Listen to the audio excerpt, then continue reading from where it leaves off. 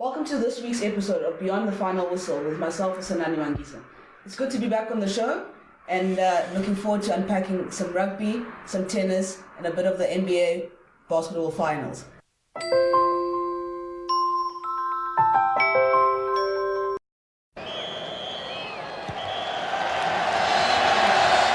The NBA finals, we're deep into them. And I'm going to ask the gents about what they think about the finals overall. And can LeBron lead this team to a championship? Yes, he's done it before. I mean, people have been knocking this Cavs team this season, saying it's not his best team. He doesn't have a supporting cast. He doesn't, though, Tuma. He doesn't. He's been carrying 40 points plus postseason. He's got Kevin Love and Tristan Thompson. Those guys defensively and offensively can play. I mean, they've helped him win championships before. I don't know. I don't understand why people are saying. Right now, are those guys putting 15 points between each other right now? Kevin Love had 21 points in the last game. Last game. Game before that, when they won Game 7, he had, I think it was Green at 19. So he does have a little bit of help, but they underestimate some of his teammates, I think. Okay. And look, he's got guys that have been in the NBA for a long time. Jeff Green, J.R. Smith, George Hill. I mean, the important games, especially the games they've had at home, in the last series against the Celtics, those guys helped him out. Now, in the finals, the problem that the Warriors have got is that Andre Iguodala, who's been the LeBron stopper for the last couple of years, is injured. So the key to the Warriors winning is Iguodala. Yeah. Now, without Iguodala, Kevin Love cannot switch and guard LeBron himself. Even Draymond is going to struggle guarding LeBron. LeBron is going to exploit that. If for instance, if Iguodala doesn't play 3 of these games, LeBron has got a chance to take this to Game 7. I know everybody has written LeBron off, but I think LeBron has got it in him. I mean, the last game, he had 51 points and some help from Kevin Love. It took a J.R. Smith brain fart to cost him the win. I mean, the game went to overtime and they were finished by overtime. They were gassed. But the fact that at home, the Cavs took the Warriors to the brink, it shows that LeBron has got a chance here.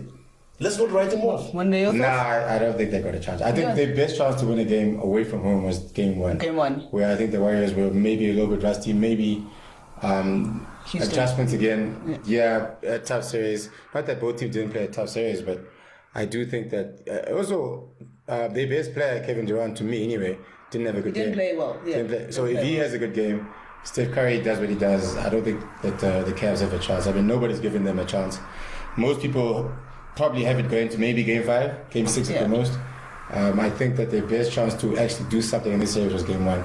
And J.R. Smith messed that up for them. Well, you could blame J.R. or you could blame George Hill for missing the second free throw. So I do think it's not going to, after this game especially, the Game 1, I can't see them taking it to Game 6.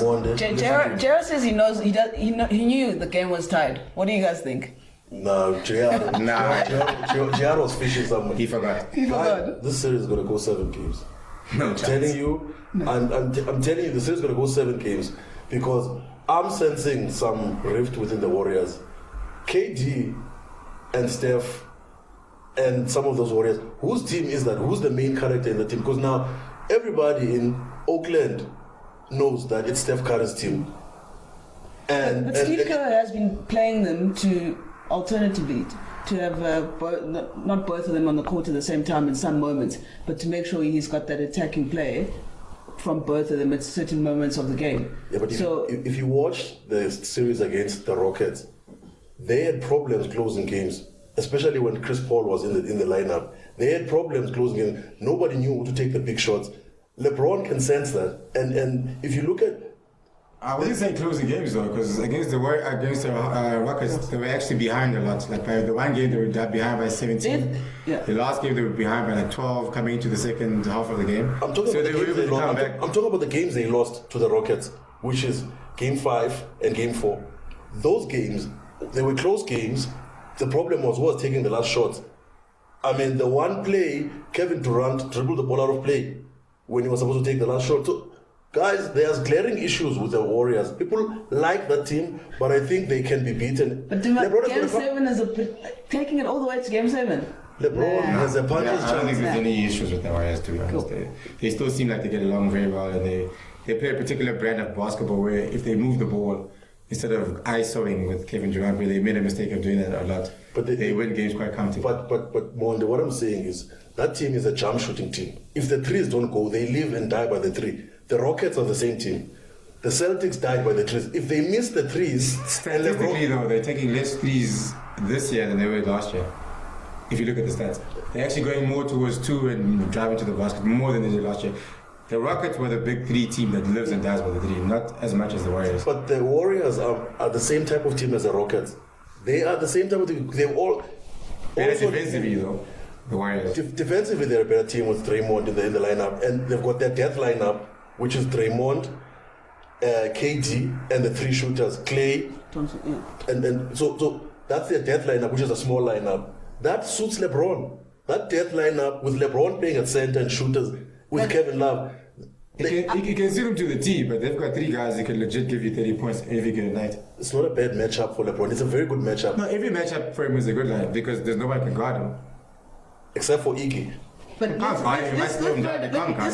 he averaged 35 points a game when Iggy was in the lineup in one of the other finals, and they still lost. Let me throw it in there, guys. A triple-double, actually, sorry. There's been a bit of talk that if LeBron does take this team to a championship, we end the debate of Jordan and LeBron. That debate will never end. That debate will never... Look, I don't care if LeBron wins this series. He's never going to be greater than Michael Jordan. Let me tell you why I say that. LeBron, I watched in 2011 against the Mavericks when LeBron froze in the finals against the Mavericks, against Dirk Nowitzki. At the fourth quarter, when the game needed to be taken, LeBron has gifted people rings. Michael Jordan never gifted people rings.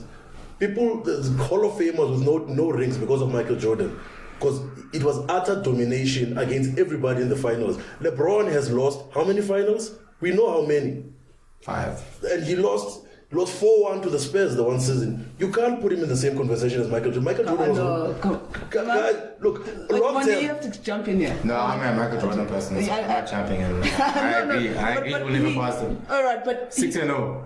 I agree. Under 7 games. He never went to game 7 in the final. Oh, okay. Look, right. Let's put him in the conversation. LeBron, the most durable player ever. He's never had a long-term injury. Plays every minute of every game. He'll probably end up beating Kareem's record of most points in the NBA. He's already passed Michael Jordan and Karl Malone and Kobe. And then, yes. He'll have all the records. But now, when we're talking GOAT, we're talking utter domination and decimation of opposition. LeBron has lost. We've seen him lose and froze in moments. Michael Jordan doesn't do that. He never did that. So we can't put LeBron in the same conversation. Nice. Let's enjoy LeBron, guys, and let's not put pressure on him and putting the GOAT narrative on him. Let's enjoy LeBron. He's a great player, but not put him up there. No. All right, guys.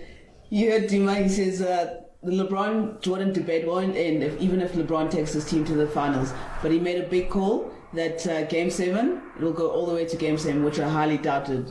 Let's see.